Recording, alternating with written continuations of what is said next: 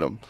The Pride people are mad at him because they didn't support Dylan Mulvaney, so they like kicked it out of gay bars. You don't win, either way at the end of the day. But, I think about the companies that own these companies, the people that own these companies, and why would they let a decision like that take the company down?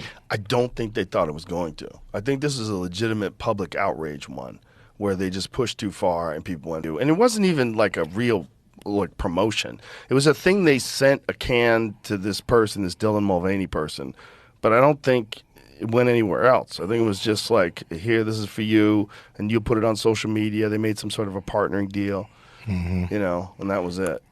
So why Target do the same thing? Well, I think that's an ESG thing. That's an ESG thing, right?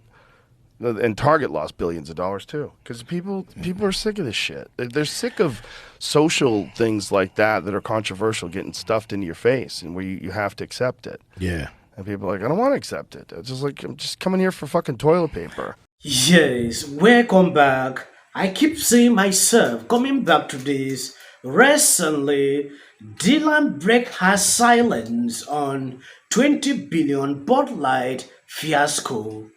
There is a viral video going around Instagram where Dylan made it clear that Bud Light did not even bother to call after the backlash partaken to what was going on. According to this article published by the Daily Meme, Bud Light breaks silence in wake of Dylan accusing the company of not supporting her amid bullying and transphobia. Hi. One thing I will not tolerate people saying about me is that I don't like beer, because I love beer and I always have. I built my platform on being honest with you, and what I'm about to tell you might sound like old news, but you know that feeling when you have something uncomfy like sitting on your chest? Well, that's how I feel right now, so this feels like the right thing to do. I took a brand deal with a company that I loved, and I posted a sponsored video to my page. And it must have been a slow news week, because the way that this ad got blown up, you would have thought I was like on a billboard or on a TV commercial or something major. But no, it was just an Instagram video. And the wildest part is that they also sent me one can with my face on it. You might have seen it. And funny story, I had the can around my house, but then I realized, wait, I need to protect this can. So I hid it somewhere. And now I can't find it because I hid it so well. But when I do find it, I feel like it needs to go in a museum, preferably behind bulletproof glass.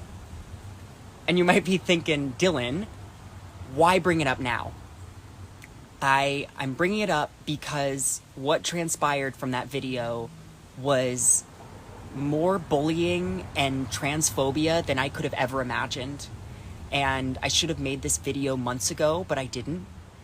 And I was scared, and I was scared of more backlash, and I felt personally guilty for what transpired. So I patiently waited for things to get better. But surprise, they haven't really. And I was waiting for the brand to reach out to me, but they never did.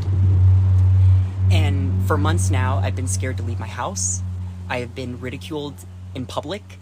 I've been followed. And I have felt a loneliness that I wouldn't wish. After she went public with her criticism, Anheuser-Busch hit back in a statement to say they are committed to the programs and partnerships they have forged with the LGBT plus community. The company didn't name Dylan directly, but their comment came immediately after she hit out at them for not being supportive of her and the trans community. In the statement, they said the privacy and safety of our employees and our partners is always our top priority. As we move forward, we will focus on what we do best, brewing great beer for everyone and earning our place in the moment that matter to our consumers. The statement comes just days after CEO Brandon was slammed for refusing to rule out if the company would partner with Dylan again, and avoided answering how much the marketing blunder had cost Bud Light. Speaking to CBS, I believe I dropped this video, a lot of people saw it. If you didn't, please check on the description or my latest upload. You will see that interview. because it gives customers permission to be as transphobic and hateful as they want. And the hate doesn't end with me. It has serious and grave consequences for the rest of our community. And you know, we're customers too. I know a lot of trans and queer people who love beer, and I have some lesbian friends who could drink some of those haters under the table. But to turn a blind eye and pretend everything is okay, it just isn't an option right now. And you might say, but Dylan, I don't want to get political. Babe, supporting trans people, it shouldn't be political. There should be nothing controversial or divisive about working with us.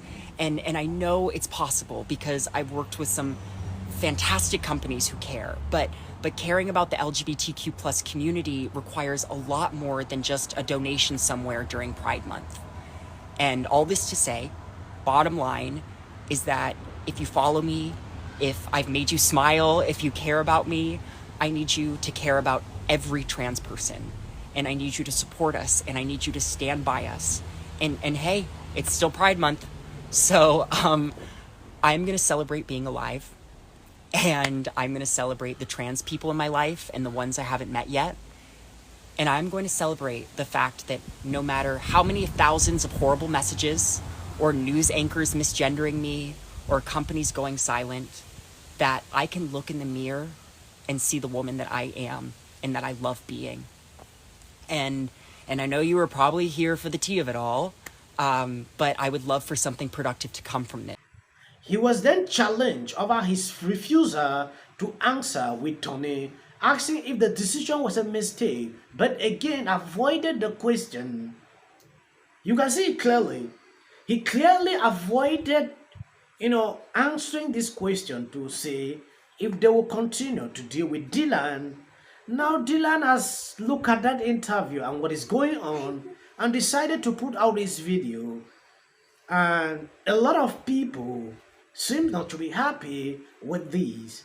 The boycott still continues. Many people in your position, Mr. Wentworth, would be running for the hills at this point. Because since April, you all have faced a lot of incoming. How and why did it go so off the rails? Because that certainly wasn't your intention when you did one can to one person. It's been a challenging few weeks. And I think the conversation surrounding Bud Light has moved away from beer. And the conversation has become divisive. Welcome back. Since this Bud Light boycott started, this man has never spoken up. He has never said a word pertaining to what is going on.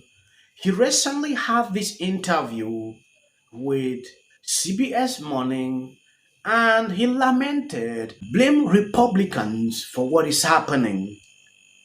I don't know if you have seen this video. It is going viral like never before.